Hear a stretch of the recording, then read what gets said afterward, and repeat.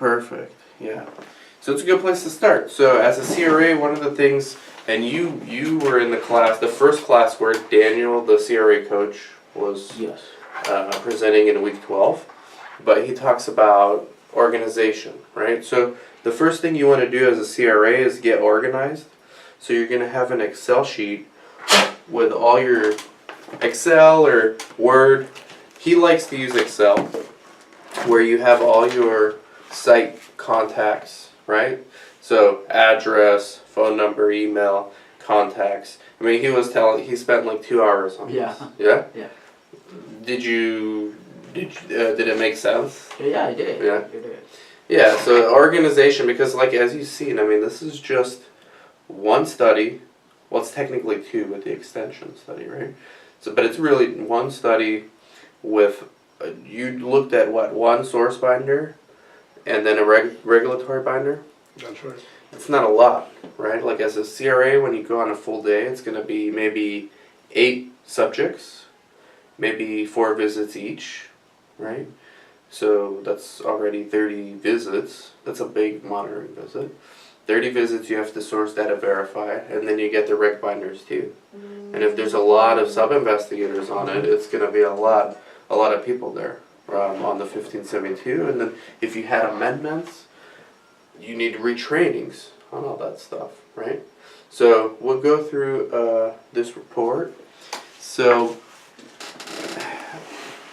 I guess you will have, like when it comes to site content, you will have a list. But you need to keep organized, or else you're not going to remember where you put those things when you really need it, right? Like yesterday when you were trying to get an Uber. I mean, imagine if you were leaving a site. True. Or imagine if you landed at an airport and you were late to a site and you're trying to get an Uber at the airport, and then now you don't even know where the address is because you're not organized, you don't have it ready, right? So if you had an Excel file, you can just pull it up. Or like Evernote. So that's the whole point of being organized. Daniel, the CRA coach, there's a huge video on YouTube on this. Like 2 hours, he talks about just how to organize your life when it comes to being a CRA, because it really is like, he says, and I believe this, the reason why sponsors and CROs require 2 years of experience for CRAs is because it takes about that long for you to figure out how to organize everything. I mean, it's like, this is a huge, there's so many moving parts. And as you see with that report, you're doing one of those every time you go to a site visit. And then your project manager is going to get back to you with comments and things like that. So, I guess with the protocol, like, do you understand where, I guess, what's the purpose of this monitoring report? Like, why do the sponsors even want this to be done? So you'll be up to date with any site you're in, current information, and everything that's going on. You should be, on top of it. So the reports give you a daily sum up of activities that you experience on site. It documents basically your activities at the site, right? Now, why do they want that though? Why is it important, and why do team leads want such detailed reports? You see the comments section? They're supposed to be detailed, especially when you're checking one of those shaded boxes like we were talking about. Yeah. That lets you know that you have to explain context around that. Why is the default not checked? Why is the exception checked? And then you have to comment. But why? Because who looks at this stuff? The sponsor. Sponsor, but who's the scary one that can look at it? And FDA. Yeah, and they can look at these things. Right? So do you know about the 2016 GCP Revision? Do you know GCP, right? Yeah, the good practices. Yeah, so GCP, so in 2016, this doesn't work. In 2016, they revised GCP. So it's still the same, but they added more to it. Basically, the sponsor, the FDA says that the sponsor is now solely responsible for the conduct of the study. They can no longer just outsource to a CRO and then, just not pay attention to the study anymore. Not allowed to do that. After October 2016. Prior to that, they were able to do that. The FDA would audit studies.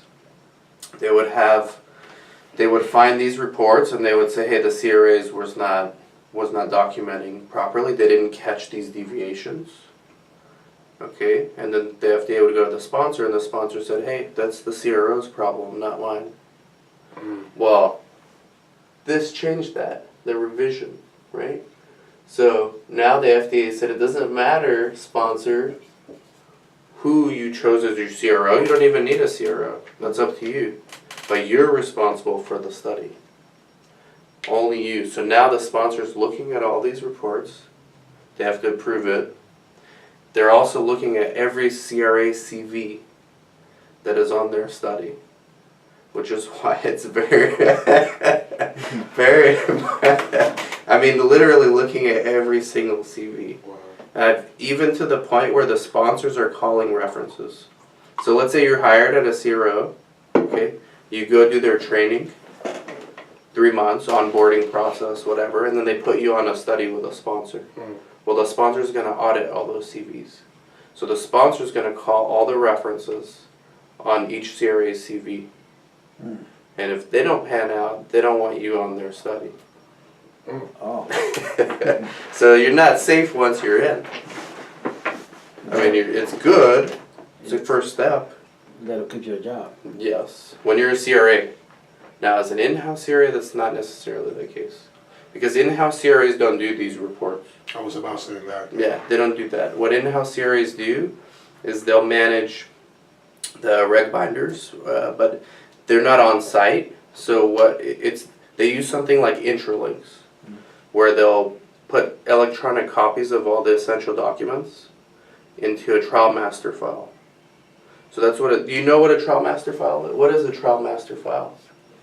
This marker doesn't work.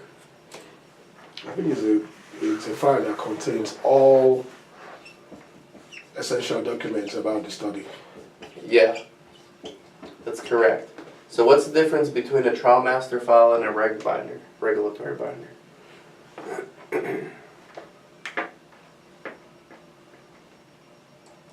A regulatory binder, I think, has the essential documents. Correct. Does this binder ever leave this office? No. Okay. So how can an in-house CRA see what's in here? Because which one is the in-house CRA? The in-house CRA, yeah. The ones that are managing this trial master file. Yeah. How can they get these? Because they are in the office. They are also in the office where the CRA is. No, they are at the CRO's office. Yes. Not on site. The CRO office? Yeah. The in-house CRAs work at the CRO or at the sponsor level. They never visit a site. That's right, okay. Never. That's the CRAs. Oh yeah, this is a site. This is a site. Yeah, I'm mixing it Yeah, up. this is a site. Wait, you thought this was a CRO? Yeah, I'm like, okay. No. Must be the launch. The San Bernardino is a site too. It is. Yeah. Yeah. Okay. Okay, so you're right. Yeah. Okay, so the real CRA comes to the site. The in-house CRA stays in the office of either the CRO or the sponsor. Sometimes they work from home. Like if they have seniority, they're allowed to work from home, right? But when you're starting out, they want you to go in the office. So what's the difference between a reg binder and a trial master file? Yeah, you just said it. Yeah, so this that is kept at the sponsors or the CRO. Mm-hmm. And then this It's like remains at the site. think about Interlinks, okay? Okay. You see how we have all those folders in there? Yeah. And we can give access to different people, different folders, and you can put any documents. Mm-hmm. And you can make infinite folders, subfolders, right? That's a trial master file. Oh, okay. Okay, that's why we use Interlinks for the academy. It's not because we think it's the easiest to use. It's actually not that easy to use. Mm-hmm. It's kind of cumbersome to navigate and to go. I don't like it. But we use it because it's a real life trial master file. There's many easier platforms for an academy that we could have used. I mean, but that you won't learn anything. This is the actual trial master file. Okay, so we're using it with our folders is to put videos, Word documents with the videos and different slides. But in a CRO, it'd be used to put all these copy of this entire binder in there. And each time there's an amendment, each time there's a change of staff, each time somebody else revises the 1572, all those get scanned and put into the trial master file. And that's what the in-house CRA does. In-house CRA manages this. Okay, so this is just one site. I don't know what number site we are for this study, but if there's like 30 sites, maybe we're number 15. It's Okay. 160. Oh, we're site 160. There's 160 sites for this study. So that's a busy in-house CRA. They probably have a few. So you have site 1, site 2, and it just goes on and on and on. And within each site you have the reg binder. Within each reg binder folder you have, just like this is broken up into sections, you have the same thing in there, right? Just infinite folders. Then they also keep sometimes contracts in a separate folder, but separate people have access to it, right? And then they might keep SUSARs, which we'll get into. SUSAR reports. So that's what a trial master file is, and it's constantly maintaining, because these sites, if there's a busy site or a site with a lot of staff, I mean, they're changing reg documents like every 6 weeks easily. There's somebody else added, so there's more training documentation. So there's always things to maintain in this file. And that's why it's very, in-house CRA is a great stepping stone to being a CRA. Because you're learning how to be organized, you're learning all these essential documents. Because when you're monitoring, that's half of the job is this stuff, right? The other half is the source data verification. I think that's a really good entry-level position, even though it's not entry-level anymore, in-house CRA, but it's a good place. You guys are more than capable of doing that job, especially if they train you for like a month or 2. Because everyone uses their own system. It may not be Interlinks, but it's something similar to Interlinks. Our CRO uses Interlinks, but it could be something else. But it's the same concept. Okay? So you get that distinction between the TMF and the reg binder? Yeah. Site, office. Well, electronic. Site, CRO, so there's the sponsor. Hey, a new marker. Sponsor, CRO, sites, right? So you guys understand this, and then all the vendors. So who works at the sites? What type of employees work at sites? So that would be the study coordinator,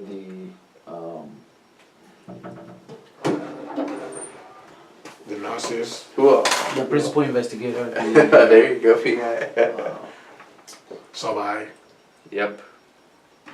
In my opinion, the most underrated position in research. Sub-I, right? Yeah, from recruitment perspective. So yeah, it's the coordinators, PI, that's the minimum you need. Yeah. Minimum you really need at a site is a PI. Okay. But 99% of sites use a PI and a coordinator at least. Okay, and then they have sub-Is and other staff. CRO, this is where it gets complicated. So who works for CRO? And is a CRO required for studies? Not necessarily, You're right. because the sponsor can hire CRA. Sponsor can do all that themselves if they want. Yeah. Especially after this, they have more incentive. In their mind, they're thinking, well, since we have to be more involved anyways, we're mandated by law to be more involved. Why do we need to pay these guys so much if we're doing all that work too? It's a fair argument, fair question, right? And that's why these guys are losing market share right now. One of the CRO's core competencies is their relationship with sites. So sponsors sponsors, they create the trial, right? So their core competency, what's their main role in the industry? What do they do? What do they do best? Sponsors. The try to develop a drug. No, they don't do that well. What do they do? What do the sponsors do really well? Like if I told you Pfizer, what do they do? What do they do? What does Pfizer do? Medication. Yeah. They So what they specialize in is creating the drugs. I thought it was right, right? No, you said clinical research. That's actually what they don't want. They don't like to do that. Oh, okay. They create the drug and then they market it, right? So they'll create it in the lab and then they'll start selling it once it's approved. That's what they're good at. In between all that is all this stuff. So one of the reasons why CROs got so popular is the sponsor would design a drug and then they would need to start testing it on patients. Well, the sponsors don't really know too many doctors who treat patients, right? So CRO came out to help find PIs that would work on these studies, right? So then the research sites came to be because the CROs would maintain relationships with those sites. So one of the values CROs used to say is, hey, we have a relationship with all these sites, you should hire us to execute your study, your protocol, because we have access to all these sites. That's like one of their main advantages of the CRO, other than monitoring and all that other stuff, is this relationship with the sites. That's one of the reasons why the sponsors still want to keep the CROs, but that's starting to change as well with all these databases that are out. So now investigators can register their own profile. So now sponsors have access to this. Mm. So it's becoming less important to be a CRO. And it's speculation, but I think that that's the way the industry's headed. In the next 10 years is we'll see less CROs. They'll still be around, but they'll be less important. And they'll have to get smaller really quick. Because right now there's like 5 huge CROs. And then there's like maybe thousands like the SCS, really small ones. Right? I think those 5 big ones are going to lose a lot of market share over the next decade. Okay? So, running the study, now that the sponsors have to have oversight, they have less of an incentive to work with the CROs. So if you want to have the process of getting a site approved, I think the CROs were doing that before, so the sponsors will take over that too. If for the feasibility plan, Yeah. to Feasibility, there you go. Yeah. yeah. So So you saw all those boxes that were here before, Yeah. right? Like that's the process from site selection until Yeah. closeout. That's the process, right? And vendor management. yeah. What kind of vendors are there in research? Like what kind of vendors are there? Just name a few vendors. There's IRB, right? So this sponsor CRO sites, but there's other players. They're called vendors. Okay. So vendor management. I'm about to get a new marker. Think about the vendors that are out there.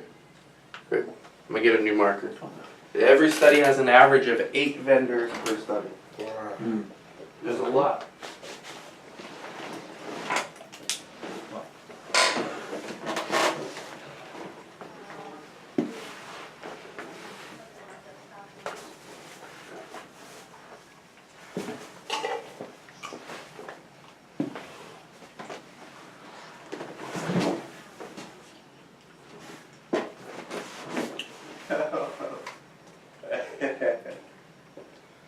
Vendors? What vendors you know? Vendor. Well, we mentioned one earlier. It's the Interlinks. TrialMaster file. Yeah. Interlinks. Interlinks, okay. Vendor. I said one. IRB. What does IRB do? They approve, review, and approve documents, But what documents? site documents like the ICF, Yeah. the protocol. And what's the IRB's main concern? Main concern. They only have one. They only have one. Right, Everything else is a right. subcategory. IRB, they have one job and one job only. Okay. Who do the sites enroll in the studies? Who? Say that again? Who do the sites enroll in the studies? Subjects. Okay, subjects. So, who do we rely on to determine if a protocol is safe for subjects? IRB. IRB approved. Yeah. Can we trust the sponsor if they say it's safe? No. Why not? Bias. There you go. So you have to have this vendor. That's the Neutral. only thing they care about. IRB, they could care less about whether the drug is approved. They have no interest at all in sponsor CRO or sites, other than are the subjects being protected? Is the protocol safe? And then during the study, are the sites maintaining oversight? PI oversight, because just like the sponsor is responsible for the conduct of the entire study, at the site level, the PI is responsible for the conduct of the trial at their site. Okay, so is the PI able to have oversight over subject safety? How would you, and that's one of the things CRAs do. That's one of the entire purpose of this report. How are we determining and documenting that there's sufficient oversight at the site each time you go? Make sure see if the PI is actually Signing. doing what they said they are doing or what they are supposed to do. Yep. Yeah. So if we go through this, let me see this. Anything, I can pull anything at random, and it could be an interview question. Okay. I won't even look. Like, let's say number 7. What do you do when you go to a site and the staff has changed since your last monitoring visit? Let's say there's a new staff member. Yeah. You came today and Monica's here. Mm-hmm. You come 6 weeks from now, Monica's still here, but we have an assistant also. Okay. Her name is Amy. What do you do? First thing is as a CRA. Check the staff duty log to make sure it's updated. That Delegation log? yeah, and delegation. Delegation Make log. sure it's updated and that staff member is Yep. on there. What else? Training. There you go. Training. Okay, what else? Certification. Yep, CVs, GCP. Now what if the new staff member is a sub-investigator and they're on the box 6 of the 1572? What's box 6? Sub-investigators. Okay. So what if Amy is a sub-I? What there's other forms she needs to? One other one. FDA 1572. That's the one. She'll need to be added to box 6. So you'll have a new 1572, right? So you see how this gets hectic? This TMF? There's new stuff going on constantly, every day. In a big study, every day. Okay? So, but besides the 1572, there's another form. FDF. Yeah, yes, there you go. Financial disclosure. So anyone in box 6 needs to sign this as well. Okay, and then training, delegation log, right? Now, training log, that's another question, another interview question. What do you do if you go to a site and the protocol has been amended? Because you guys learn protocol amendment and how it's different from extensions, right? But what do you do when you go, because there's 3 or 4 amendments on average every study. What does that trigger? It triggers, Training. yeah, retraining, okay? And these go in here too. All this stuff, these are the essential documents. Boom. The new protocol signature page, right? Usually investigator brochure are not amended, but protocols are amended. So that's, the new protocol signature page needs to go for every site in their respective TMFs. New training, anytime the protocol is amended, all staff need to be retrained, right? And who needs to make sure all this is happening? PI. Yeah, and then who's checking that? Yeah. There you go. There you go. And then who's checking that? Sponsor. If there's Yeah. a CRO. If there's- CRO, or like usually a team lead, project manager, and then who's checking them is the sponsor, right? They're ultimately the ones that sign off on the report. So when you turn in your report, your team lead will look it over, project manager, they'll make revisions, because they know what the sponsor wants to see. Okay, you'll go through a couple rounds of revisions, and then the sponsor has to approve it. And once it's approved, the monitoring report also goes in the trial master file. Okay? Now, the sites don't see the report. What do the sites see? Query. They see queries, but what do they see? What is generated? There's another form that's generated from this report. Because that's for the eyes of the sponsor only. Sites don't see that. But how do the sites know what they need to fix prior to their next visit? Because that goes in the trial master file too. Follow up. Yeah. Is follow up? Follow-up letter. Yeah. Alright. Follow-up letter. So that has all the action items, okay? So you see how at the end of this report, all these action items? Okay, now that could range anywhere from 7 to 50 action items each time you go. So usually you will have a template for your follow-up letter. You'll just copy and paste your action items in the letter, and then it will say a few sentences. I thank you for the time you took. It'll be a template, but you have to enter the PI name and address and stuff, right? And then you give them a recruitment update. It's part of the template. But then the most important thing is the action items, because that's what the sites file in here, and that's what they know what to work on prior to your next visit at the site. Right? Otherwise, they don't know. I mean, it's nice that the sponsor knows, but how does the site know? So it's documented there. But you're right, queries is one of it. But it's not always just queries.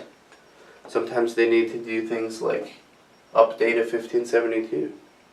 You think the sites, just because a new staff member comes on, that they're going to automatically update this without you telling them? Some may. Well, it's their job, right? Yes. So, yeah. But most of the time, they don't. Mhm. Half and half. It's like you get good sites, you get bad sites, Right. you get mediocre, right? The sites with a lot of PI involvement tend to do better, obviously. But most sites don't have good PI oversight. They have decent, but it's not great. So we rely on the CRAs and the industry for a lot of this stuff.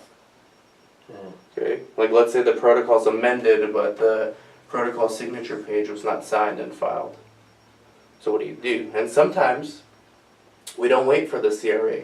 The in-house CRA, okay, will contact the site and say, hey, we still haven't received a copy of your protocol signature page. So you gotta set reminders for yourself. Track all these things. Maybe site 1, you're missing a FDF for one person, and maybe at site 2 you're missing the protocol signature page, and maybe in site 3 you're missing a couple of things. You can't keep it in your head. You have to be well organized, especially if you have like 30, 60 sites. Do I need, as an in-house CRE, have a strong relationship with maybe the CRC on site? I wouldn't call it strong, but Okay. you will communicate with them. Because of updates? Yeah, And, for stuff like this. yeah. I wouldn't call it strong. I think the CRA coordinator relationship is strong, or it should be. I mean, they see each other every 6 weeks. Yeah, no, why people saying that is because of the TMF. Yeah, So I yeah. need it updated, so Yeah. there needs to be a very good rapport with. There should be, yeah. That's what I'm saying. But it's hard, it's difficult because they don't know you. You never go meet them. Right, So all their rapport is built through email and phone. right. And if you have like 60 sites to contact, how much of a relationship are you going to build with? Maybe I'll call myself Michael Jackson. Like, oh, Michael. They answer you real quick. The CRAs, the good ones, build a rapport. And you know why they do, the CRAs? So why is it important for a CRA to have good rapport with the coordinator? This could be a good interview question too. How do you build a rapport with your coordinator as a CRA? Well, first you try to let the CRC know that you guys are a team. Yeah, Team approach. Yeah. No confrontation. yep. Be friendly most times and Mm-hmm. have a good communication-based network. Chris taught you this. Chris taught you the good cop, bad cop. No. Did he say that story? No, Oh, I didn't say okay. that part. No. Okay. So, but why, as a CRA, do you care? Makes your job easy. Yes. Okay. You ever heard of database lock? Yeah. Yeah. So what's a database lock? I heard. I didn't say I knew it. But it's fine. That's as far as you go. Well, I think it has to do with all information about the subject is keying into the system. Yeah, the EDC. Yeah. Which, by the way, is when we're talking about vendors. I can't believe you guys didn't mention the EDC as a vendor. I mean, Bioclinica, you guys used that in the class, right? That's a vendor. Tomorrow you're working with another vendor called Bracket. That's for Raider trainings. Okay. What about the labs? The lab is a vendor, right? Covance, LabCorp, right? You guys know the labs? Quest. Quest, yeah. Quintiles, or Ikevia now. A lot of the labs and CROs merged. So like LabCorp merged with Covance. And the labs do things outside of research. I mean, most of their money is outside of research, but they're getting into research because the budgets are there too. So they merge with the CROs. But now you're losing a lot of quality. Some would say you're losing a lot of quality because the focus is on quarterly profits rather than, which is why sponsors are starting to say, hey, you know what? I think we can try to manage the sites ourselves. Or let's hire a small CRO like DSCS and just ask them to do a few things that we don't want to do, right? We don't need Quintiles for all this stuff. We need like somebody small like DSCS for maybe 5 of the 50 things that Quintiles used to do. So how are the vendors that you use for the supplies? Well, Yeah, the that's IVRs? another one, yeah. Okay, that's another one. IVRS is a vendor, yeah. Oh, okay. IVRS. Okay. Phase Forward, Catalan, IWRS, most of them. VRS is voice, Yeah, W is word. Yeah. web, W is web, so it's Web. more like online. Catalan is one. Catalan's for drug, it's a drug, but Phase Forward is one. That's another one. Sometimes the IWRS uses a drug supply logistics company, like Catalent is one of them, where they ship the IP to the sites. Interlinks. Yeah, Catalent, CATALENT. LENT. Drug. like IP management, IP logistics. There's a lot of vendors, and the coordinator has to have access to all these things. So does the PI. ECG is another vendor, the central reader. Usually the sites do the ECG and then they'll send the result to a central reader. The vendor is CardioCore, is one of the vendors for ECG. 1, 2, 3, 4, 5, 6, 7, 7. That lab, is that the name? Lab what? Lab, yeah, central lab. Central lab. What's the difference between a central lab and a local lab? The local lab is in-house, Right. Yep. I think. Oh, okay. Yeah. Now, most studies use central or local lab? Local. Central. Oh, okay. Yeah. Most studies use central lab so that they can have standardized results. Because they have their testing levels are quite fast. Yeah. Okay. Yeah, that's the benefit. One of the advantage of a local lab is you can get the results the same day. Yeah. Central lab, you have to wait usually 2 or 3 days to get a result. Like if a patient came in here right now for a blood draw, and we used the central lab, we'd get the results in 2 days, maybe 3. If we used the local lab, if it was in the morning, we'd get the results by the afternoon, right? But that's difficult for multi-site studies because now you have different local labs. So you don't have like a standardization. So that's why the central labs come into play, right? I didn't know TMF could be a vendor.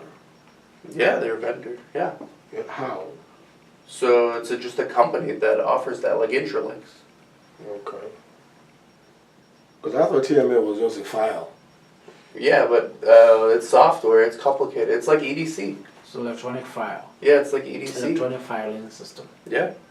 It's like EDC. You know, they have their own... I mean, sponsors and CROs don't know how to make those things. Right. Some do. Some bought companies and now they incorporate it. But the CROs that do that, that was a strategy last decade. Last decade. When they were trying to get really big. Okay. Now we're seeing the opposite.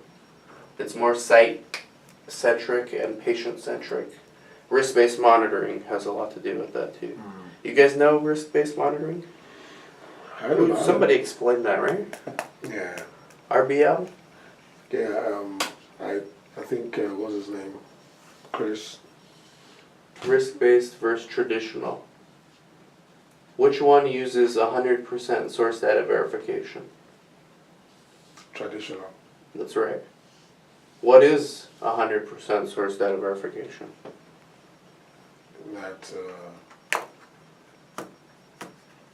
You know? crossing the T's, dotting the I's on the Right. document. What CROs? What does 100% SDV mean? What does that mean? No stone left unturned. Right, but what does it mean, like, practically? Not hyperbole. Okay. Reality. Reality. 100% SDV. They're gonna ask you, because I think, didn't you say this came up in an interview, Yeah, or was that yeah. someone else? Yeah? Yeah, RBM. Yeah. RBM came up, right? But the lady didn't. She said, okay. Well, It's new. Yeah. This came out around this time. oh, So when this came out, the sponsors thought, okay, how are we gonna be more efficient now? Like, it looks like we're gonna have to start doing more of the oversight. How do we make best use of our time? Because the FDA never said you have to do 100% SDV. Never. There's no guidance that says 100% source data verification is required for studies. That was what CROs did to maximize CRA on-site visits. Because that's how they get paid. That's why CRAs work so much. right. The CROs get paid the more days the CRAs are on site. Because that's what they can bill the sponsors for. All this other stuff, vendor management, paying the sites, they get small margins from that. The big margins is billing a sponsor for you going to San Bernardino yesterday, okay, they're probably billing them double what they're paying you. So that's who was pushing the 100% SDV. They're not wrong about that. It's not a bad idea to do 100% SDV, but who's paying for it, right? Government. Yeah, in many cases, but the sponsors, right? So the sponsors thought, hey, you know what? Now that we're going to do that, maybe we don't need 100% SDV. But what is 100% SDV? Source, data, verification. What does that mean? So the original, making sure you touch all the original documents. Yeah, you get the source. All you're doing is verifying the source, like on that, and you're making sure that it matches with what's in the EDC for that visit. So if you get subject 8, okay, subject 8, visit 1, you're making sure subject 8, visit 1, the same data is in here. That's it. It's not hard, right? The hard stuff is all this other stuff that CRAs have to do. SDV is not hard, it's time consuming. So CROs were pushing for 100% SDV because the economics, the key metrics that they focused on were, their metric is how many days on site did my CRAs go? And they want like at least 15 to 20 days on site per month per CRA. 15 to 20 days on site. per month. Yeah. That's a lot. Sure, so they'll pay the CRA like $100,000 a year, and they're making probably $250K a year on each because of 100% SDV. Now that's going away because the sponsors say, you know what, if we're going to start doing this, and the FDA never said we have to do this, we're going to come up with a new strategy. It's called RiskBased Monitoring. And it's going to minimize risk while maximizing our source data verification without doing all 100%. There's only like 8% of the data that actually matters at the end of the day, according to many thought leaders in the industry. So all that stuff in the EDC that you're looking at, like when the FDA looks at the results, really only 8% of it matters. So all this other stuff is a waste. It's money that's being generated and a lot of miles put on airplanes. Right. So what's risk-based monitoring? So catching, catching the risk at the initial stages, or preventing it before it happens, or setting measures in place to. Yeah, proactive.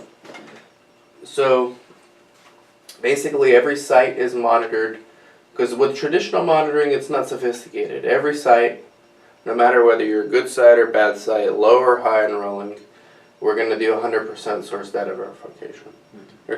With a risk base, it's different. Each site is analyzed as a different risk profile. It's like a credit score, right?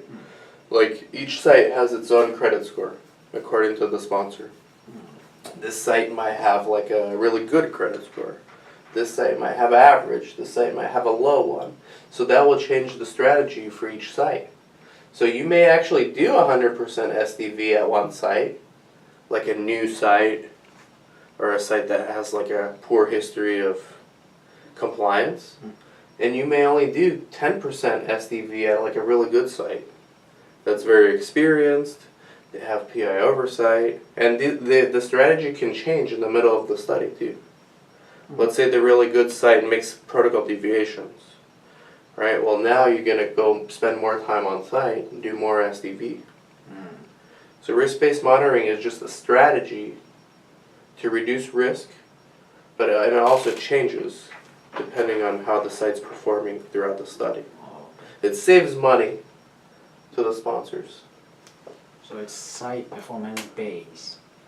Yeah, performance-based, risk-based. So what are some of the things that sites are, what are some of the things that go into a site's credit score? What are some of the metrics? PI oversight. Yeah, but how do you put a number on that? Like how do you quantify that? Because you really can't. That one's more subjective. Mm-hmm. But there's things that you can track the sites on. So, as an in-house CRA, study startup. What do you know about study startup? Because this is where the in-house CRAs get involved. Start getting involved big time. Study startup. What happens there? Let's say this is after the site selection. Okay. So let's say you already chose all the sites. Okay. So now you know which sites you're going to use. Now you're going to start activating the sites. So what do you do for those sites?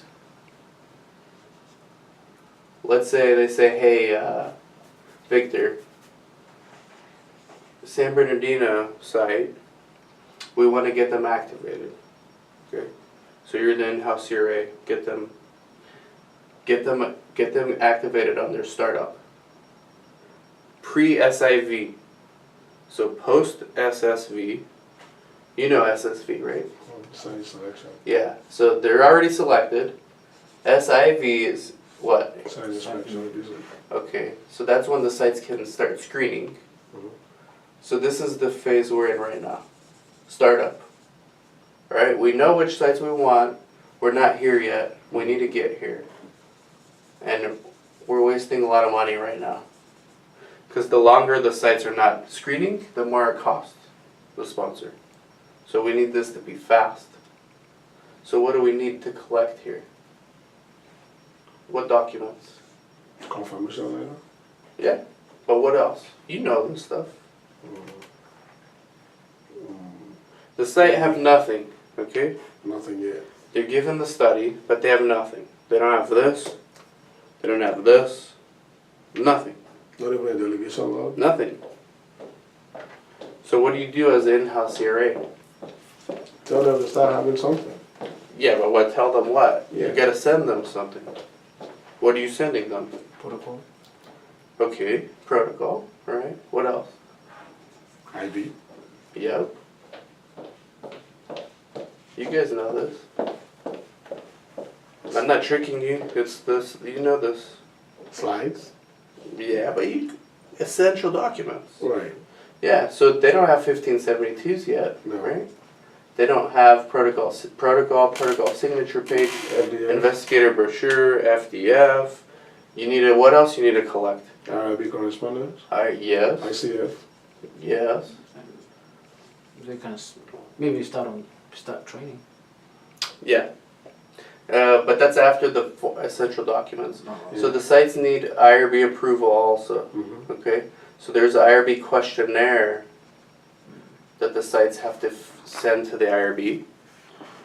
It's the initial IRB approval questionnaire. Initial site submission. Every IRB calls it something different. Right. You can Google the IRBs and you can actually look at these forms. They have them on their websites. Mm-hmm. Okay. 1572, FDF. Basically all the stuff in here. Okay. You're not so much worried about training yet. That happens here. Okay. Okay. That's at the SIV. But at the SIV, you want all these things to be in the reg binder already. And you want IRB approval. Okay. IRB has to approve each site. The informed consent, you're right. They have to. So you will send them a template of the ICF, and the site has to put their specific info in there, and then they'll send it back to you, and then that's their ICF. Then the IRB approves it, and then that goes in their reg binder. Right. Okay, and then you keep a copy of the approved ICF in your TMF. You start the TMF right now at this time. Okay. So study startup is very chaotic because you don't even know those sites yet. I mean, you know the sites, but you don't know them, and they don't know you. Like they don't know Victor. Dan doesn't know Victor. So Victor's emailing me and asking me to complete these reg documents. I'm a coordinator that's busy. I maybe don't even know what study this is for. Maybe nobody told me that we're starting a new study. Is that my job to tell them? To remind them, Remind because they should know. But oftentimes they don't. And What they're does like, it oh mean? yeah, we have a study, that's right. Thank you, Victor. Mm-hmm. Whoever you are. Yeah. Thank you, Victor. What And is- also the real CRA can get involved here too. It depends on the company. Sometimes it's all the in-house CRA, and sometimes it's a combination of the in-house and the CRA. Sometimes they don't want the in-house CRA to have communication with the sites, just because they want to reduce the number of people interacting with the sites. They don't want to overwhelm them. But sometimes they do, because the CRA is too busy going on-site doing other stuff. These are the money makers for the CROs. Right. You're not the money maker as an in-house CRA. Uh, That's why you get paid less. These are the workhorses. yeah. Okay, we get there. You get it? You get the holistic view. So once all this is done, So is that all there is to it though? there's also contract and budget, but usually that's not the in-house CRA doing that. Okay. But you will get the finalized contract and budget to file it in the TMF. Okay. That's usually a separate department, but once it's fully executed, it will go in there. And also the CDA. What's the CDA? Disclosure agreement, Yeah. confidential disclosure agreement.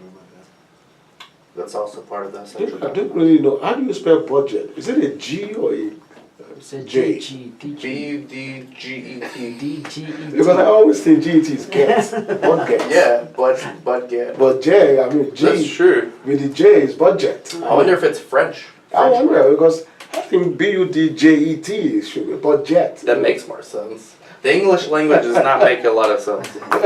It's the hardest language to learn when you're not native. Right. Native, yeah. I always pronounce it budget, but you know. My first language was Romanian, but when at 4 I started learning English. So I was young enough. But yeah, I feel sorry for people who come here like in their 30s. Right. Yeah, it's like the most complicated language when you think about it. I don't see it that way because I'm used to it, but Mhm. it doesn't make sense. I mean, Makes no sense. Okay. So you get the study startup process. yeah. So as an in-house CRA, they're going to ask you, what do you do if you're having a hard time from sites to get those startup documents? Like, what do you do? What are some strategies you've implemented to make sure that you're getting the Hmm. study startup documents on time? Send emails, Yeah. Phone call. phone calls. Basically, just repeatedly harass them Yeah, until they that's do. about it. I mean, can't think of it. There's no sophisticated answers there.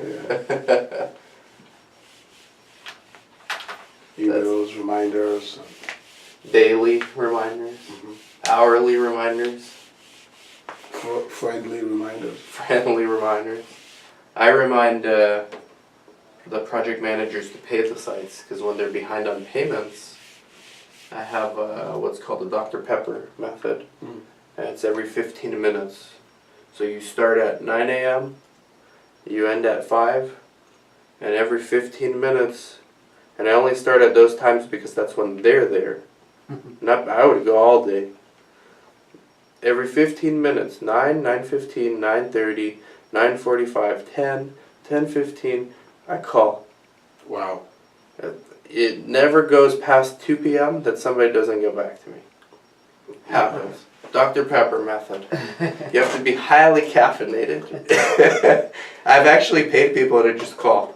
And then when they Wow. answer, you give me the phone. Yeah. Because they get fed up with it. But that's the last resort. Okay. But you do. You have to. How many number of studies should a site have for you to be active with them? Because if you're Active with them? No, what I mean is, for you to get involved with that site, with your own study, how many should they have? As be a doing? CRA or what? Okay, like as a CRA or a CRO, Yeah. you got a site, it's approved Yeah, and yeah. everything. Before you even approve of it, how many studies should that site be on with other CROs? It's a good question. That is a very good question. The answer varies on every site based on this concept, PI oversight. Okay? Okay. There's only This is even a subcategory of overall category patient safety. Okay. So there's only one thing that matters in research, it's patient safety. But what it boils down to is PI oversight, and what that boils down to is a bunch of other stuff. But so how many studies can a site handle depends on how many studies can the PI have significant oversight over. And that depends on how many coordinators do they have, right? If it's only one, then this coordinator is going to be overworked unless the PI helps out with doing the work, which is very unlikely. Maybe they can only handle 4 or 5 studies. I know some sites with one coordinator that have 9 studies. That's a lot, right? I think 4 to 5 studies, depending on the complexity of the protocol. Yeah, but it might be extended studies. Yeah, it might be extension. I don't count extension as a new study. Well, Even though technically they are. yeah. They registered separately with the FDA, separate reg docs, right? So TMF, again, going back to that, if you have an extension study, now you have a same set of documents all over again. It's like a new study. But in practical terms, I don't count it as a new study. Okay. So it's just... When it comes to oversight, I don't count it as a new, because it's not really much extra work. It's really the same study, just extended, right? But technically it's a new study. Requires training, all that stuff. Right. So the answer is, like most things in research, there is no answer and there's no rules as long as you can prove and document PI oversight, which falls down on the CRA at the end of the day. Okay. So let's see here. What if a site moves? What do you do as a CRA if a site moves between your last visit? They move across the street to a new building. Won't we know beforehand though? You'll know, yeah. But so what do you make sure when you're on site the next time at the new place? What do you make sure you have in place? I think first of all, they need to give us a form that they are moving. I don't know what the form is, but I think they should have like a documented document, yeah. letter explaining that they're moving. That's right. Should be documented, yeah. But what do you need to make sure that you collect? The temperature log. Temperature log, yeah. You got to make sure the IP. So SOP, right? What's a SOP? Standard operation. Standard operation procedure. Yeah. So the site should have SOP for everything, including IP transportation. Okay? If you ever look at a SOP, we have some here you can look at. There's like 50 sections. Okay? IP transportation is one of them. What's the site's process for transportation of an investigational product? How did they make sure that they are not losing any IP in the move, and that it's within temperature range throughout the move? And how is it documented? You're looking for that. But what else? So the site moved. So now which forms need to be changed? The 1572. Yeah. That has to be changed. 1572, anything else? Does the IRB have to be notified? Yes. So a new IRB submission form. That's right. Sometimes the IRB have their own form for that called the change of address form. So you don't have to answer the same questions again with the initial submission. You can just do a change of address. Sometimes they don't. It depends on the IRB. But as a CRA, you're checking for all of this stuff. Okay, so that could be an interview question too.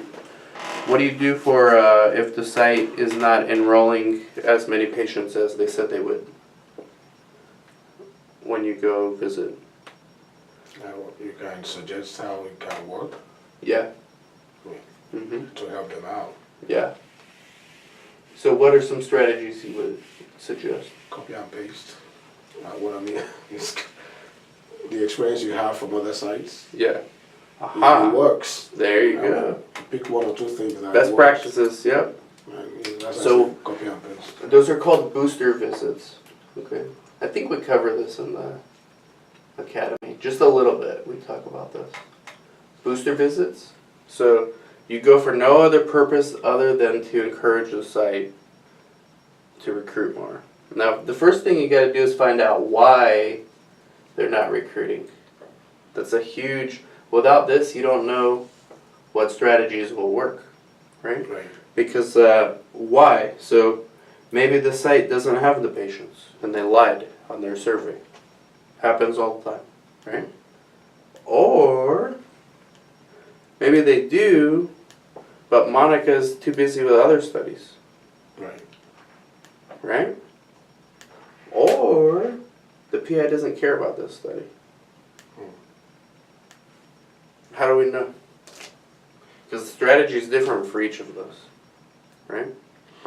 There was a question that came up, how do you help in recruitment as a CRA? Yeah. So, So start with why. yeah. Find out why. Yeah, the person said, I'm trying to see, I want you to see if it's a good scenario answer. Okay. So the CRA, I talked or discussed with the CRC, he now noticed that he was wondering why the subjects were not staying. Retention. Yeah. Mm-hmm. They come in after a while. Okay. They're gone. They're out. So, Retention's just as important as recruitment. that's right. So the CRA now suggested, because he noticed one or two things, that the site does not have, it involved women. So these women were coming with children. The children were very, you know, and all that trouble and everything. So they were leaving based on that. So I said, okay, the CRA now suggested, why don't you bring a TV, Yeah. little games for kids at TV that would show cartoons and all of that. That would get them a little bit organized. Yeah. And that would encourage if you like give the kids candy or something approved by their moms. And it worked. I mean, people started coming as, you know. Is this real? Yeah. Is this real? You know, calling back those that left and changed their mind after the CRS was able to convince them that, look, they have a TV now, they have some small incentives for the kids, blah, blah, blah. So they started coming back, and the recruitment started coming in more encouraging, and they were staying. So that actually was how the CRA helped in that It's situation. a good scenario. Is that a good one? Makes sense? Does it really Yeah. happen? I don't know if it's believable because I don't think kids can be calmed down with that. I don't have kids. I would have taken one step further. Like maybe there's a medical assistant. And if the study, it's all about the study budget. So if the budget is worthwhile to the PI, he will hire a medical assistant for when those patients are there, just to take care of the kids. The kids. I would take it a step further than that. Like yes, but also Right. Okay. because then the mom needs to go with the coordinator and do. You know, Right. What about if you can't just leave the kids alone. No. But it's good. Yeah. I would just go further if the budget makes sense Makes for the sense. PI. And if not, what can you do? You can. This is good for the interview. Okay. If the budget doesn't make sense, but the sponsor is obviously willing to waste a lot of money on studies. Okay, so the site can renegotiate, and you as the CRA can help facilitate that.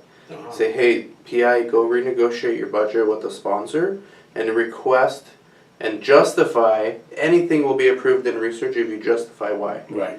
Okay? If we have a babysitter here for the kids, this is what it's going to cost. This is on average how many patients come in per week for this study. We need to hire this person for this many hours every week to do nothing but that. When there's no patients here, they'll either do something else, like data entry, or they won't come in those days. Okay? How much more is that? And then you request that. And you'll get it approved. If it helps retention, sponsors will do it. Right? What about looking at You're looking for solutions. Right. looking at it from the angle that maybe subjects are leaving because the site's timetable is not corresponding to their schedule. Yeah, that's another So one. if they can alter their schedule. That's another one. Yeah. Maybe Can the site stay open later, maybe? Yeah. maybe till 10 or 11. Yeah. San Bernardino does that. Sometimes the coordinators don't come till 11, but they stay till like 8 p.m. Right? Some sites do the opposite. They're very early in the mornings. Yeah. Or if you hire, like I said, additional staff, the sponsor will pay for it if they think that you can get more retention. Sponsors have no problem spending money if you can justify why. And if you can prove it work at this site, then you can duplicate it at another site. Right? So that's best practices. That's good. You're out, that's good, but just add more. A little bit more. Yeah, because it's not believable of just turning on the TV. But take it a step further with the budgets. Now it's becoming something real. Right. Right? Right. Cool. Just take it a step further. Think holistically, because there's so many generalists in this industry, but if you understand like the big picture, you can answer almost any question. Almost any question. Like especially for those some of those interviews you were getting. I mean, they must ask you some crazy questions. Yeah. I wish you could have videotaped that. Like, come on, man! You should have had your phone on. That's the thing. This phone can record. This Audio? is illegal. Yeah. What do you mean? They say it's illegal for you to record a voice. Like, Oh, it was a phone interview. Yeah. Oh, the most part, yeah. okay. Okay. I couldn't It's not illegal. That's what you said? Yeah, some states are. Oh, okay. Yeah. I know in California it's illegal to record someone's conversation without them knowing. Exactly. Yeah. That's what it said. Even the phone does not even encourage you to do that. Yeah. That's interesting. IRB, protocol adherence, deviations, okay? Getting back to what sites are measured on. In the era of risk-based monitoring, which we're in, okay?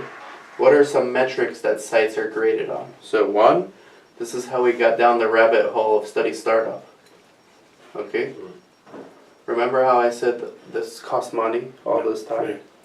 How quickly can the sites get from a study startup, from receiving the study startup packet from an in-house CRA to IRB approval and completion?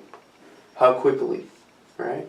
1 to 2 weeks, 1 to 4 weeks, 4 to 8 weeks, okay? All these sites are graded on a curve too. So time it takes to, and then the sites. Time it takes to get study startup documents complete and IRB approval. Some sites will do it in 8 weeks, some will do it like in 12, some will do it in 1, and then let's say the average, most sites are like right here, okay? So this is like the average. These sites are fantastic, these sites are below average, and these sites are awful, okay? That's one metric, study startup. Another one, first patient screened. How quickly from SIV until first patient screened? Days, weeks, months, never. That's another graph, right? Metrics. You'll have an average, you'll have very good ones, and you'll have horrible ones, okay? Another one is first randomized. Because screened is not the same thing. Okay? You can have a bunch of screen fails. Another one is screen fail ratio. How many screen fails do you have per each randomized patient? Is it 10? Is it 1 to 1? That'd be excellent. 10 screen fails for one randomized would not be that good. But again, it's graded on a curve. Maybe 10 is the average, right? Most sites will fall somewhere in here. Then you have some here, you have some here, and you have some awful ones. Okay? Screen fail ratio. Another one, deviations. It's another metric. And they're tracking all of this. Computers are tracking all of this. It's not even people. This stuff is just getting tracked. Numbers don't lie. Okay? Deviations. How many deviations do you have per patient at your site, right? Compared to other sites. Again, always compared with other sites. Queries. How quickly do you answer queries when they're issued? Mhm. You're supposed to answer them in 3 days. Okay? Well, what's the regulation on that? There is none. Oh, yeah. How long each? Very few real rules. Okay. So there's really There's no... just industry standards, really. Right. I mean, the only rule is good clinical practice, and has nothing. You don't even need EDC. According to good clinical practice, you don't even need EDC. You can use paper CRF. Wow. So no timelines. Nope. Wow. Nope. But there's industry standards, and these credit scores are based on real practical things. Queries, data entry. How quickly does the site enter data? Let's say a patient comes in today. I finish their visit. I'm a coordinator. I'm done. They go home. Now, do I enter it's 4. Okay? Do I go home? I can do this tomorrow. Right. In the EDC, right? Or if it's Friday, or I'm going to go out now, and then I'll do this Monday. And then I'm sick Monday. Right. Hungover. Right. So now I get it done on Tuesday. You come Well- in, there's another patient waiting. Yeah, and now when I come in on Tuesday, I got a patient waiting, so I do theirs, and then monitor says, hey, you didn't enter data. Oh yeah, I'll do it tomorrow, right? Well, now look how many days that's from the date that you created the source. You're tracking all that stuff. I tell my coordinators all the time, just do it immediately. I was about asking. They don't listen. Yeah. Sometimes they're busy, right? Yeah. But as long you want to be in the middle.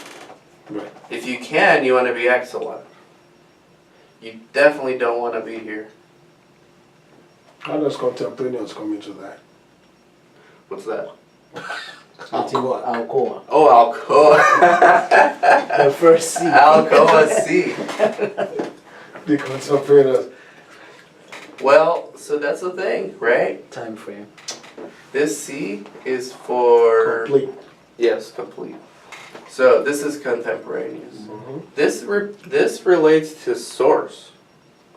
This doesn't. EDC is like that's an industry invention. You want to collect the data, you can do it on paper CRF. So no one can track how quickly you enter data because you can do it all before the monitor comes, right? With EDC, you can't hide. It's done, and now they're trying to bring in eSource, which is going to track a whole bunch of other stuff. How many minutes do you spend on the informed consent with the patient?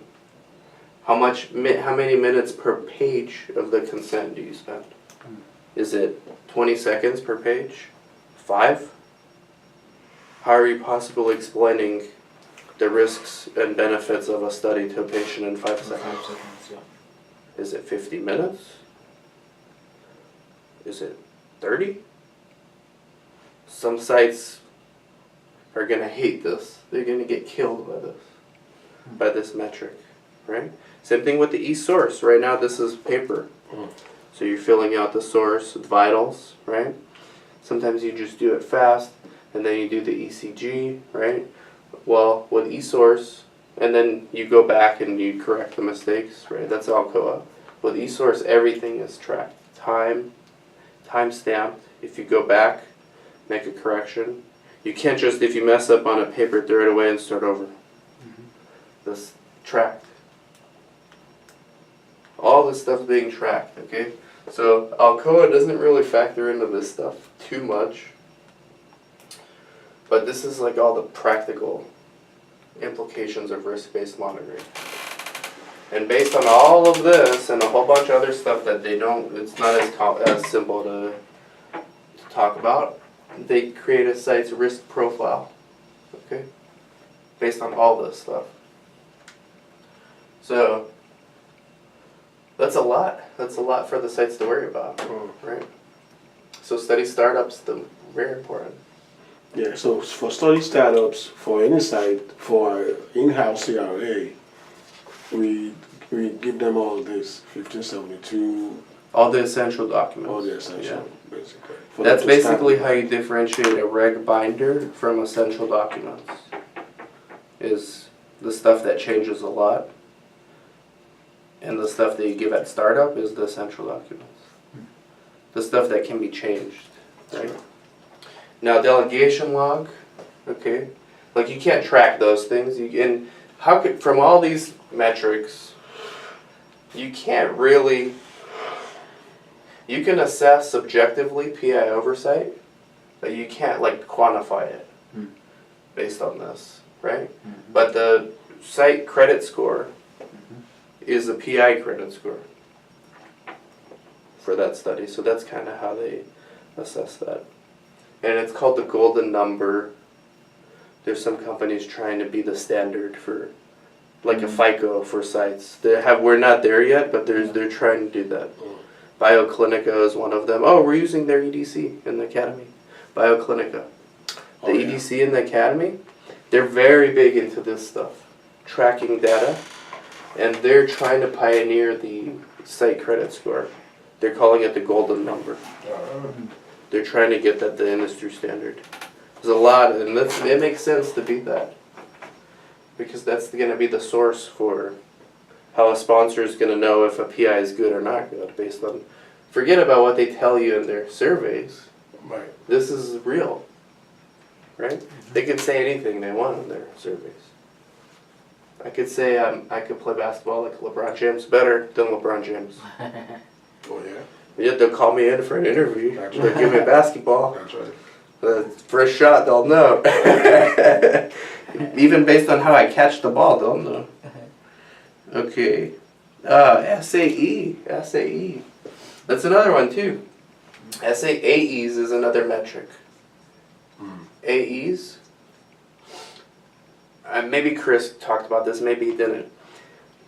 How many AEs per subject on average? Okay. So every study's going to be different. But let's say for every patient, there's like 4 AEs for every subject. Okay. Average. On average. Okay? And let's say you have a site that only has like 1 or maybe even 0 AEs. And one that has like 10, 15. But the average is here. Okay? So these sites that are in here, they're not outliers, so that's okay. Now these sites that are under-reporting and these sites that are over-reporting, you're going to keep an eye on them, because as they get more data and they're still not reporting, they're either over-reporting or under-reporting. I mean, maybe it's just good luck or bad luck, but usually it's not. Usually it's the numbers even out and they're either under-reporting, which is really bad, it's lack of PI oversight, or over-reporting, so they maybe need to be retrained on what's an AE. Okay? Same thing with SAEs. Now what's the difference between a SAE and a SUSAR? And a SAE and a SUSAR. Yeah, if you can understand this concept, you can understand everything there is to know about safety. SAE is serious adverse events occurs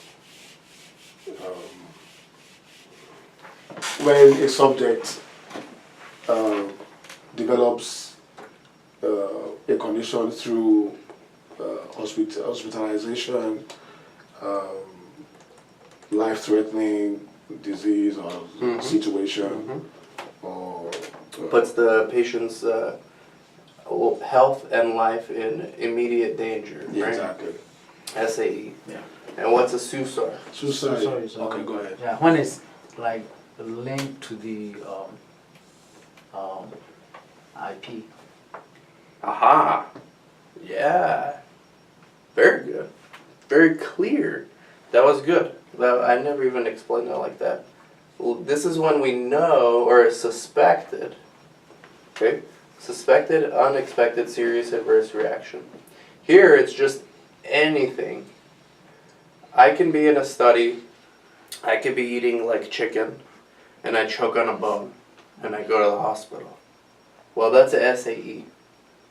Is it a SUSAR? No. It's only if it's suspected to be related to the drug. Now maybe the drug causes my throat to contract, right?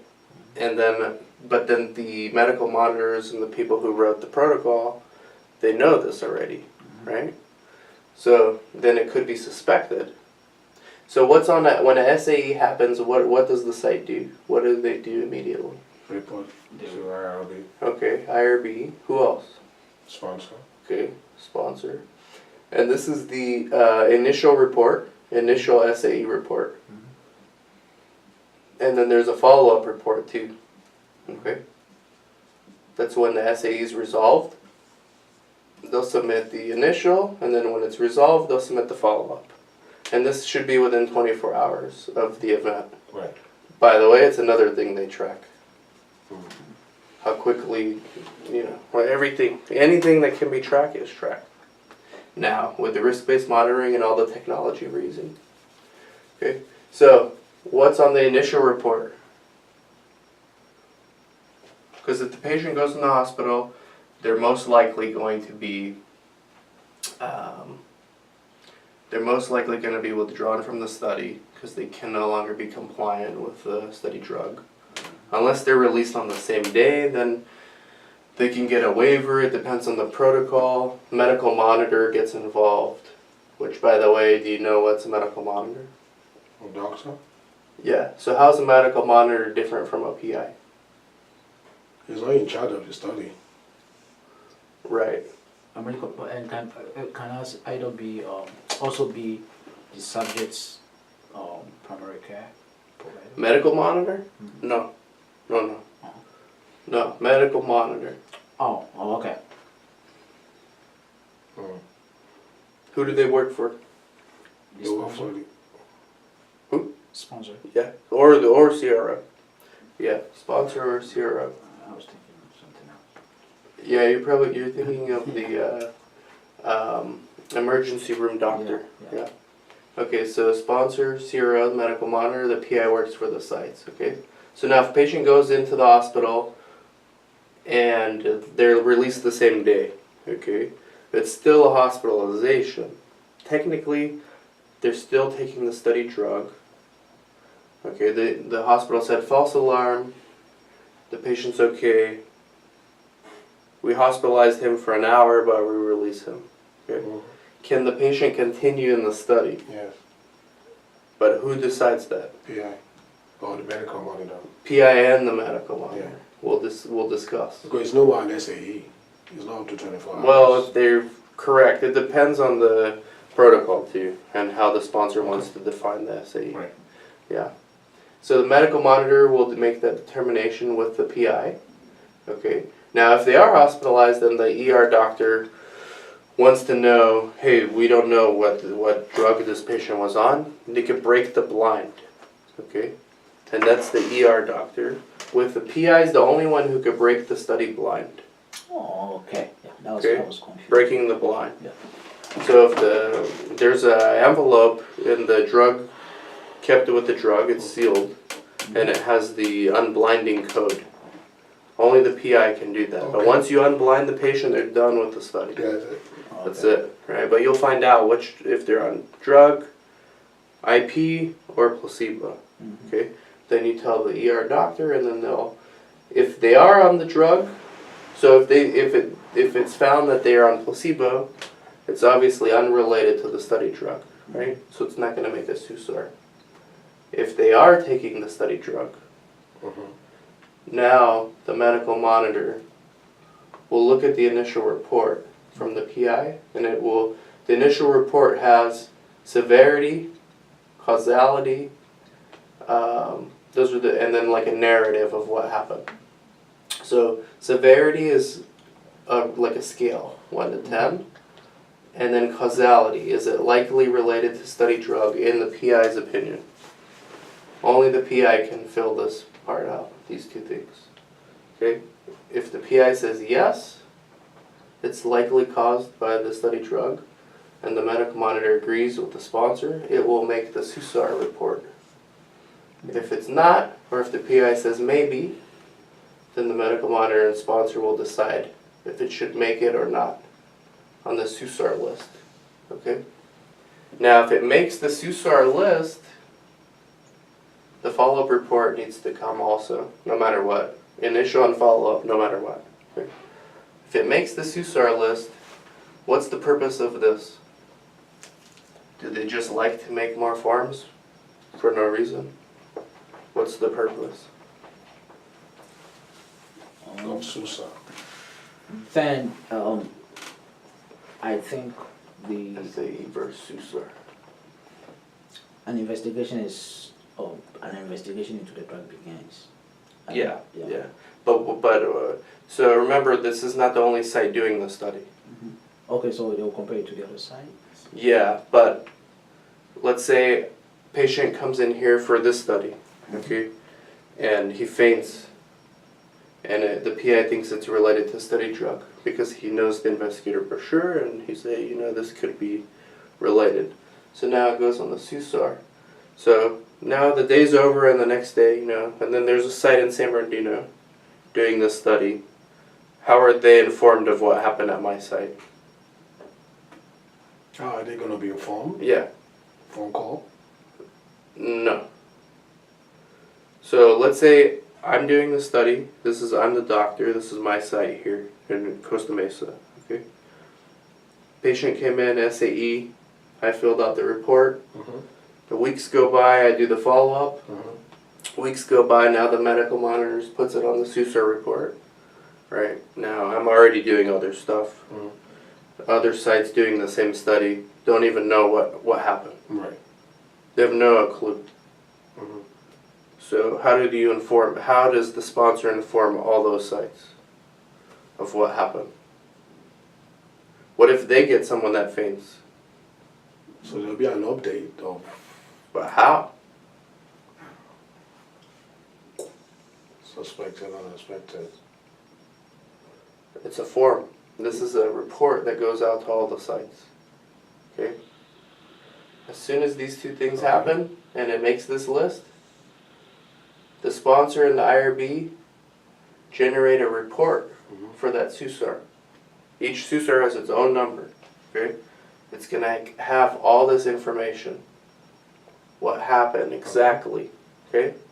It's going to go to all the sites doing this study and all the sites doing any study with this drug. That is going to go, the PIs of each of those sites need to sign it, that they're aware. And it goes in the reg binder, it goes in the trial master file as well. Okay, those are the SUSARs. Because if I'm a doctor in Chicago and I get this report, and yesterday my patient was complaining of fainting symptoms, but I didn't think anything about it. Now you will. Now I'm going to call that patient and say, hey, come back in. Right? It might be related to the study drug. It's safety. That's what it is. True. So if you understand this concept, you understand, you can answer any question about safety in any interview, which is the most important topic in research. You get it? Yes. So SAE might not actually be related to the IP. It may not be. May not be.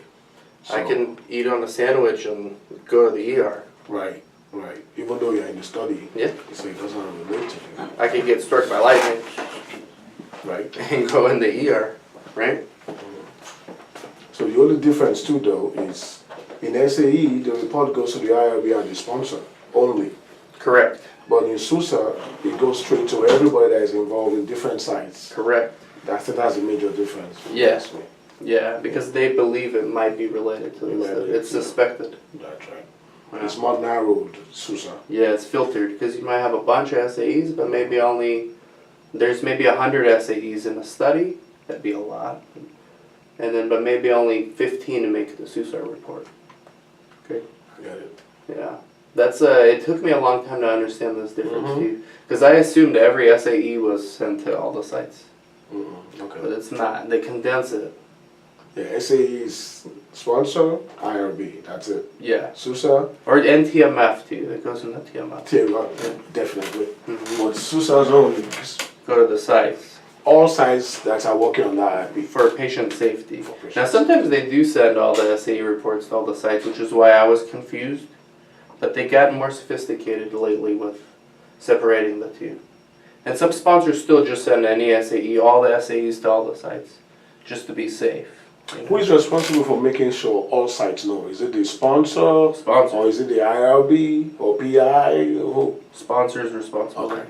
Not the PI. PI is only responsible for his or her His own site. site. Okay. That's it. They don't have any obligation to any other site. All right, gotcha. Yeah. It's PI is just minds his own business on their site. It's the sponsor that's. Sponsor is like a big PI, pretty much. Sure. Like for everyone else.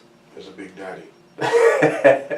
But this concept took me a long time to understand.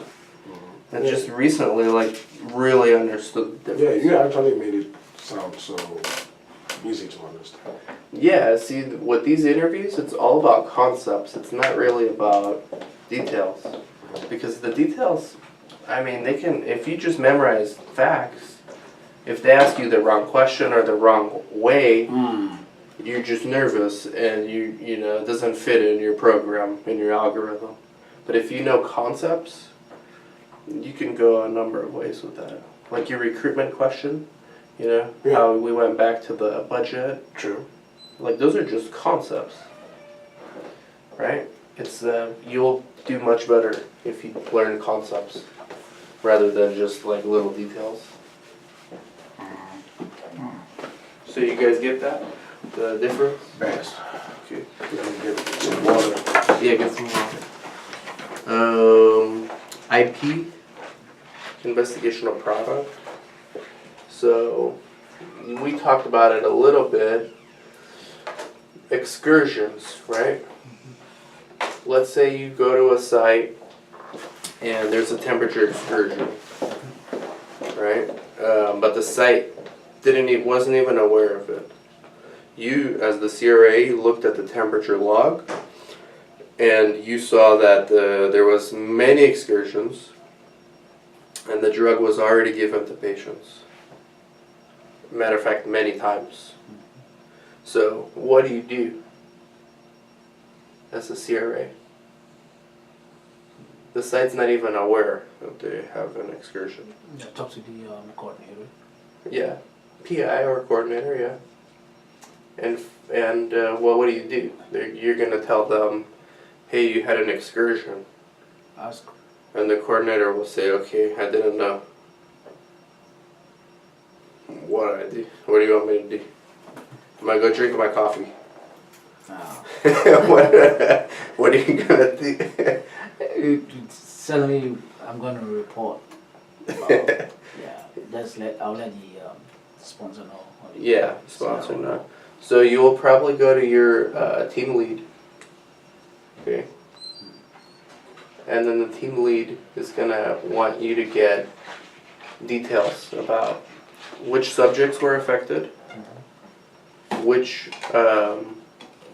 what was the range, okay? Maybe the investigator brochure says the drug is safe between 68 and 80 degrees Fahrenheit, okay? And maybe you noticed the excursion at 81 degrees many times. Well, that may or may not be a issue, okay? It's definitely a protocol deviation. No matter what, it's deviation. What's that? Temperature excursion. Right, so what do you do if you go to a site? I asked him, what do you do if you go to a site, you're a CRA, and you noticed there's numerous temperature excursions, and the site's unaware, and they give the drugs to many patients many times. What do you do as a CRA? I'll be stunned though. Huh? I'll be stunned. Okay, but after you Recover from it. after you recover, what do you do? I will ask, maybe the CRC ask him why there are so many excursions that wasn't noticed. Okay, and I'm the CRC, so I'll say, I didn't know. Man, you have to retrain. It's a deviation. I mean, if there's no excuse, Deviation, yeah. It's a violation. I'm the coordinator, and I say, okay, well, that's good, Victor, but I'm gonna go drink my coffee right now, so Oh, yeah? we'll talk later. What do you do? Okay, good. So what if the coordinator says, my PI said this is fine, no problem. Okay, I will demand for the SOP. Okay. I want to see why you say the PI said that. So maybe Okay. the SOP actually encourages so many excursions. Okay. So I would like to confirm that. And now the coordinator's mad. And he says, you know, Victor, I'm sick of this. My PI is going to come in here. And the PI comes and says, hey, man, Victor, like, you're cool and all that, but Right. I'm a doctor. You're not. Are you a doctor? Close. I'm a Okay. native doctor. Yeah? Yeah, native. Okay. Native. You Oh, know? native. And we have a lot of foreign doctors. So that's why. Okay, I'm a doctor. You're not. Uh-huh. So, with all respect, Uh-huh. you're wrong. So, I'm going to go see my patients now. Okay. What do That's you do? after I've seen the SOP? Yeah. Oh. Yeah, you've seen the SOP. Yeah. Yeah, what is the SOP going to tell you? Yeah, if the SOP encourages it, that's fine. But the SOP won't have the IP for this drug. This is study specific temperature Okay. range, right? SOP won't have that specific. It'll just say no excursions, Okay. right? So Okay. it's not going to have like, let's say the investigator brochure says it needs to be between 68 and 80, Uh-huh. and you noticed a bunch of 81 and 82. You got numerous days, numerous patients. Right. The PI says, don't worry about it. Those investigator brochures, they don't know what they're talking about. This is safe until 90 degrees. Well, I will go by the my protocol. If my IB does not encourage 81 and 82, it's a deviation. Right. So And that's what I was telling him. yeah, No matter what, it's a it's a deviation. deviation. No matter how well they argue, That's right. science, they Yeah. can get into the molecules and they can prove to you that it's okay. It's still a deviation. Now the question becomes, can those patients continue in the study? Okay, you asking me or? Yeah, or both of you, or and who makes that decision? Is it the PI? He's the PI. That's his. It's sponsor on does him. What is it though? The Yeah. sponsor will determine. What about this guy or gal? The medical monitor. Yeah. Okay. Do you think they should have a say in it? Yes. Because yes. if I'm a doctor, and doctors are they have egos, okay? Yeah. So, Victor, that's great, man. Yeah. But I'm a doctor, and I can explain the science to you, Okay. but I don't have time because my patients are gonna kill themselves, literally. So I need to go with them. Okay, but don't worry, this is fine. You're gonna get those kind of conversations. It's crazy. Trust me, Yeah. okay? You're gonna call the medical monitor, okay? Medical monitor is always an MD. PI can't use that argument with them. Hey, I'm a MD too, That's right. right? So that's why they're here also. And they determine if it's okay to continue. They are okay. They do. Not They determine. not the Yeah. PI. No, Oh. no. Okay. It's a deviation. Yes. That's no question. That's right. No matter how many degrees you have, it's a deviation, right? These patients are already continuing. They've already had numerous visits. Now the question is, can they continue, or do they need to come for an early term visit? The PI is going to, of course, want to continue because they get paid for more visits, right? But who makes that decision? And he or she discusses with the sponsor. So sometimes this range, they build in a cushion. So it really is okay until 85. And maybe it's really okay until 65. But in the protocol and the investigator brochure, it has to be between here and here. So, and they don't share this with the sites. Because if they did, then all the sites would have they would have excursions. But they know this, okay? So they'll look at the detail and say, okay, well, anyone that was below 65 or above 86 has to come early term. Anyone who's up to 85 can continue. And they give what's called a waiver, protocol waiver. Okay, only the medical monitor can grant that. Has to be documented. It can't just be, the PI can't just say, I talked to the medical monitor and he said it's okay. You should then say, you need an email, documented email from the medical monitor, and print that email in the source binder where this deviation happened, and take a copy of that and put it in the temperature log where that occurred. So in case the auditor ever comes, 5 years later an auditor will come and you'll have a new coordinator, and they're not going to have any idea about this, But if they open to that page and see that note to file, anyone will know, right? But if it's not there, how do you expect them to know what, right? That's why document, copy. If it's not documented, it didn't happen. File, put it somewhere where it makes sense. Think about it from the perspective of an FDA auditor. And think about it from the perspective of your coordinator will not be here when the FDA auditor is here. It's going to be somebody brand new, poor coordinator who has no idea about this study at all. Right? How are they going to explain this? That it was okay for these patients but not for these ones. The FDA doesn't know these numbers. They're just going to see this and say, why are these patients allowed but these ones weren't? And the new coordinator's not going to know either. Sure. Note to file, document, it needs to be in there. Someone who has no experience with that study should be able to understand what's going on. That's how good the documentation should be. Right? Comments. But that doesn't mean that the medical monitor is higher than the PI in terms of being a doctor. It doesn't matter, but there are some responsibilities he can take, decisions he can make that is above the PI. Yeah, because it's their study. It's, you know, the sponsor's paying for the study, not the PI. Right. The PI is getting paid. These guys are writing the check. They're signing the front of the check. He's signing the back. That's the difference. You can make that argument when you're the CRA too. Say, hey, which side of the check do you sign from this side? That'd be a real asshole thing to say. I won't be that side of the ball. If they piss me off, I would do it, but I have never done that. No, I wouldn't do that. But catch me on the wrong day, I might just do that. Oh, no. That would not be But good. then for you might get fired. So you're too smart.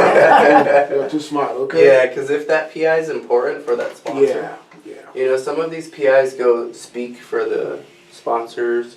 They have relationships. Like, if you're just the CRA, you piss off a PI. I mean, you may not get fired. If you're a good CRA, you just may be transferred to a new study or a new site. But it's not good for you, because then you get a reputation that you're a troublemaker. That's right. That's right. But I've been angered before. I've never said... Well, I've said smart-ass things, but not like that. That one's bad. Yeah, you know. What else? Temperature excure. That's it. I mean, you got questions? What do you not understand still? Man, quick decision. What do you mean, quick decision? Yeah, it's another question. Oh. Yeah, you know, when was the time you made a quick decision? Oh, they've asked you that? Because, yeah, you've done interviews, right? Yeah, what did they ask you that you didn't know how to answer? Yeah, the quick decision process. I mean, what did I say, though? Trying to remember. I said one about going to travel a 4-hour, 2-hour flight. And at the airport, they were going to delay the flight for 1 hour. It's supposed to be a 2-hour and I had to be on site. So there were speculations they might even delay it even more. So I just made a quick decision and called Uber and just took it, even though the site was 4 hours away. So since I've wasted 1 hour already, and I wasn't sure that, there were speculations it might get more delayed. You know what? Just took Uber a quick decision and ran over the time. That'd either be a happy Uber or a very angry Uber driver. 4-hour drive. 4-hour drive. Where's the money? That's good. I mean, what did they react? They like that answer? Or? I actually didn't say Uber. I said I called you. What's the name of this place you can hire a car and you drive yourself? Oh, Enterprise? Enterprise? Enterprise. Oh, okay. Yeah. That's good. Yeah. So I got... When that temperature discussion, when is that qualified for that? As to who to call. Quick thinking, yeah. Or let me call the monitoring. Yes, and you're going to take this report on with you, so these are all quick thinking things. Any question, you can pull at random. Just take any at random. Go to number 27. I don't even know what that is, but let's see. Hopefully Number 27 is something we can talk about. Where's number 27? I swear I don't know what that is. It says, do any subjects have persisting adverse events at study completion? Ah, okay. So that's for a closeout visit.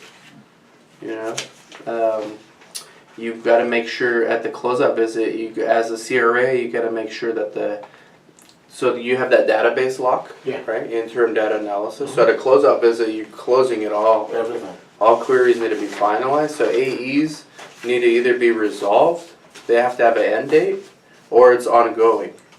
So you got to go through every single open AE and ask the PI and coordinator, is this still ongoing or is this resolved? Oh, it's resolved. What day did it resolve? Go get your records and see. So that's one of the things you do at a closeout visit. And that's it. Yeah, they can ask you that too. They can literally ask you any of these things, how you respond. That's the STAR scenario. Shouldn't they tell you that, right? STAR? I know STAR. I don't know about Every industry uses it, Yeah. especially research. Sinead talks about this, I think, right before Brenda. So week 8. Yeah. Week 8. Situation, task, action, response. Right? So you can literally take any of these at random and you can make this. How do you prioritize? Or how do you stay organized? I want to know. The CRA coach, Yeah. he talked for 2 hours with them. How- What are some ways? Well, Excel, he couldn't stop talking about that. He loves it. You know, I hate Excel, but he loves it. I don't stay organized, I admit. As a CRA, it's trouble. know whatever you have is. So that's a calendar thing Excel? to stay organized. He uses Excel. I mean, and that's why they're asking you, because there's no real Go down. way to do it. It's just what works for you. But they want to hear your thought process. Or some people say, I'm not organized. You don't want to say that. Well, what if You don't want to you say do? that. Or what if you say, no, I got it all right here. Oh, really? Oh, really? Anything's better than that. Excel, Evernote, calendar, whatever works for you. Outlook. Oh, this guy, the CRA coach, spent like 45 minutes on Outlook. Yeah. Yeah, I fell asleep during them. Outlook, how to organize. I've never used Outlook in my life. I use Apple Mail, and I don't know how to organize emails. But he spent, how long? Like 30 minutes on Outlook, right? How to label your email headings, how to folder, add colors to it was, he went in depth. Yeah, you can play with the system, though. Yeah, I mean, you add colors. Whatever works for Yeah, you. whatever Life works. hacks, right? But he trains existing CRAs that are extremely busy and don't have even 10 minutes free time.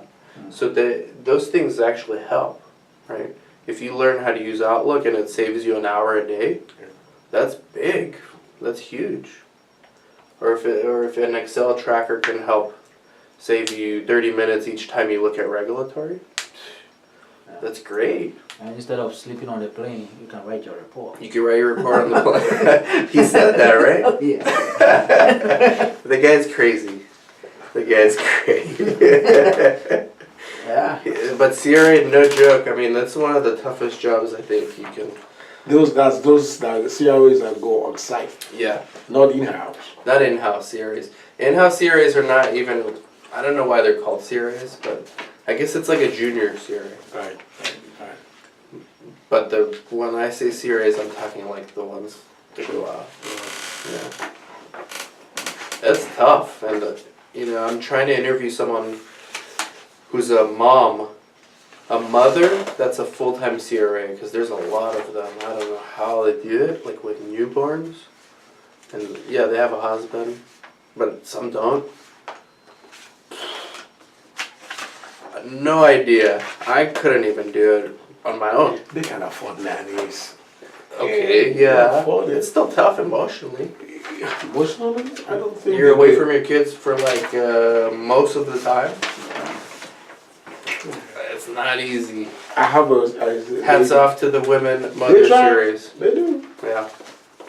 So anything else that you don't know? What do you not understand? And we'll do more tomorrow with tomorrow's with Monica with bracket. And then we're gonna put like your CVs. We'll look at your CV and stuff. But like, what are concepts that you still? CTMS. CTMS. There's not much with the CTMS. Mhm. CTMS. Essentially, there's one called clinicalresearch.io. Clinicalresearch.io. So I've only used the CTMS once in my life. Okay, if I had a huge site, I would probably use it.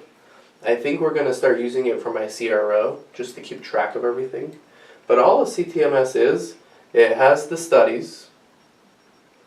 It's kind of like Interlinks also, except instead of folders, it has, I don't know, like categories. So you'll have studies, budget, and enrollment, right? And for CRAs, they'll add like your visits, site visits, okay? So all it does is it tracks things for you. So let's say you have a study, okay? The site will know how many patients they have in that study, how much they get paid for that visit, what visits those patients already had, what visits those patients haven't had yet, what the budget is for those visits. That's what the sites see in the CTMS, which by the way is another vendor. Okay. What the CRAs see in the CTMS is enrollment of sites and then site visits. So you'll know as a CRA, with the risk-based monitoring, they're going to tell you, hey, as soon as the first patient randomizes, you must go on site within 2 weeks. Okay? That's it. They're not going to tell you when you need to go. Okay. That's all. So you use this to look to see when, okay, the site just screened someone today. Okay, the protocol says they must be randomized within 2 weeks. So by June, 14 days from now. June 28th? By June 28th, they have to randomize, okay? Let's say I'm looking at my CTMS right now. My site just screened someone today, June 14th, okay? The protocol says must be randomized within 2 weeks of screening. So I know that between now and the 28th, that patient will either screen fail or randomize. So me as a CRA, I'm just looking. If I see that they randomize, now I know I can already make plans. I have to visit the site before, no later than 2 weeks after they randomize.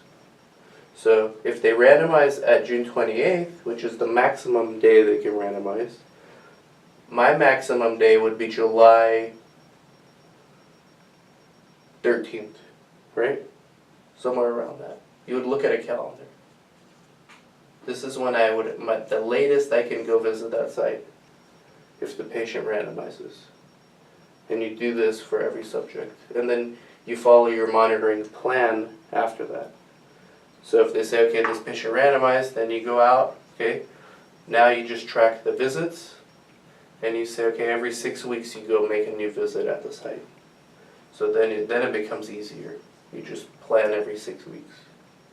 But then if the plan changes, now you got to go every 8 weeks or every 4 weeks for this site, but every 6 weeks for this site. You're seeing all this through the CTMS. That's all a CTMS is. It's just a tracking tool. For sites, So they is get that- budgets, Mhm. and they can forecast. For sites, they can see budgets and they can forecast revenues and what they're owed. For CRAs, it's all about your visits and how to plan your schedule. They can also be used to organize yourself, CTMS. Yeah, not really to organize yourself, because other people have access to the CTMS. It's another vendor. Clinicalresearch.io, they're good. I interviewed the owner of that one. So how about, or to play it safe, if you want to write your report, I was told to just say it like this.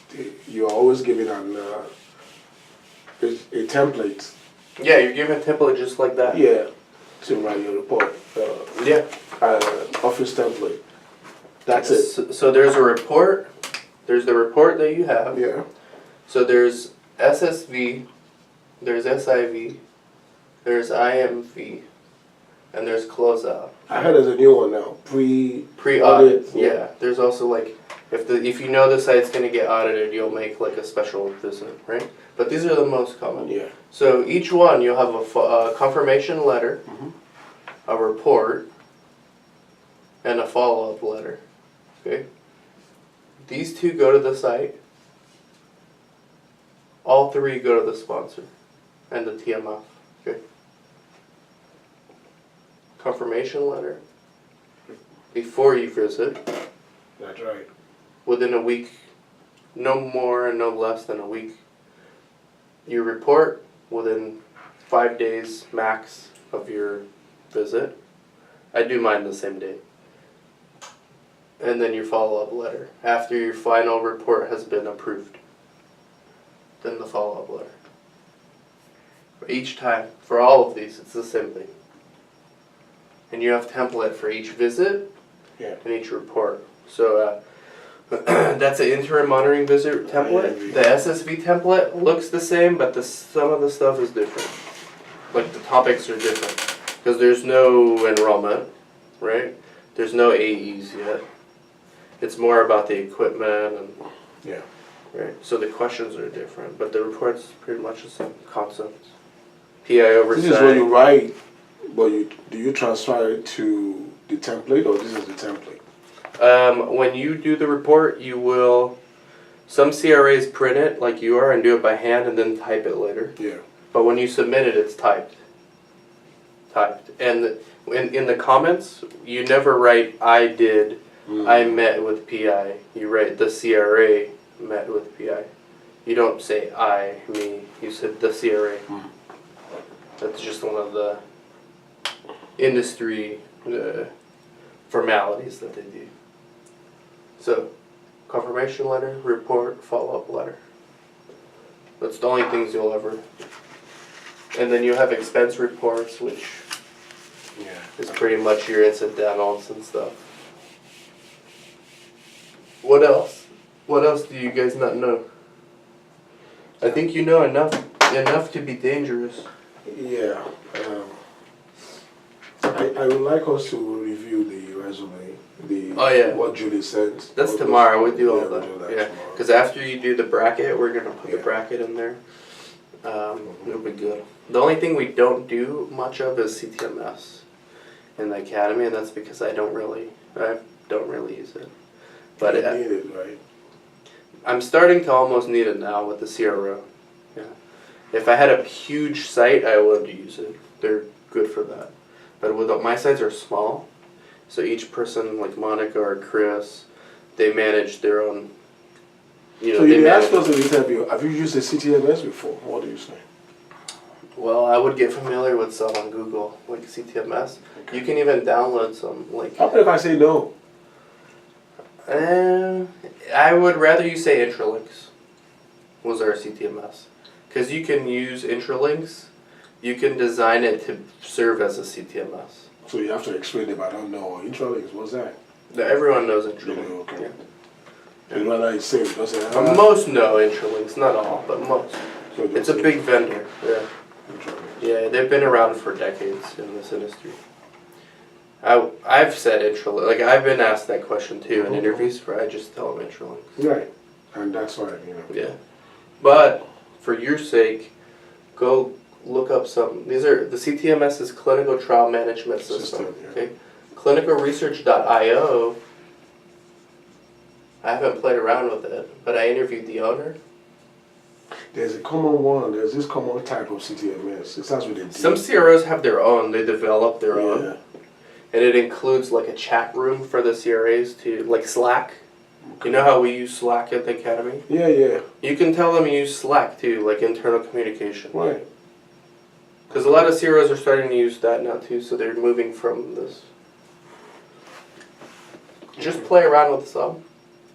Clinicalresearch.io, I think you can like. How about eClinical? Is that a I think that's another one. Yeah, eClinical. Yeah, I haven't played with it. BioClinica has some too. Impala Impala is a IWRS. is IWRS. Yeah.